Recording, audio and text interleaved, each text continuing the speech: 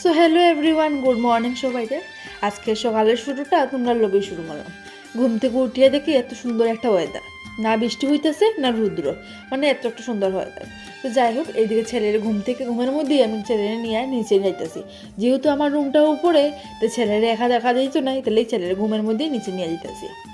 ঘুম থেকে উঠিয়া আশিপাশি সমস্ত কাজ শেষ করিয়া স্নান করছি। স্নান করিয়ে সেরে রান্নাটা শুরু করে দিয়েছি। তাড়াতাড়ি ওঠার কারণ আজকে শীতলা পড়তে পারবো, যার কারণ তাড়াতাড়ি ঘুম থেকে উঠতে গেছি। কোনোখানে যাওয়ার হইলে আমরা মায়ের কাজ শেষ হয় না, যতই তুমি তাড়াতাড়ি উঠো না কেন। তো যাই হোক, এদিকে উঠে একটার পর একটা কাজ শুরু করে দিয়েছি। এদিকে থানকুনি পাতা নিয়েছি, থানকুনি পাতা দিয়ে বাটা করবো, যেটা আপনার করে প্রায়ই আপনার করে হয়ে থাকে। থানকুনি পাতা বাটাটা খাওয়া তো এমনিও খুব ভালো, এটাকে আমরা প্রায় সময় থানকুনি পাতা বাটা করা হয়। আর এদিকে লাউ ভাজা বয়েছি, আর একদিকে বাঁধাকপি শাক কাটছি, মানে একটার পর একটা তাড়াহুড়া করে চলতেছে। আর যেহেতু ছেলে ঘুম থেকে উঠে গেছে, ছেলেরা স্নান করে ভাত খাওয়াইয়া নেব, যেহেতু আমার মানুষ তারা তো খাওয়াইতেই হইব, আমরা উপাস। ছেলে তাড়াতাড়ি খাওয়াই এসে সব কিছু শেষ করলাম। আর এদিকে মায়ের মন্দিরেও আমরা কিন্তু পৌঁছে গেছি।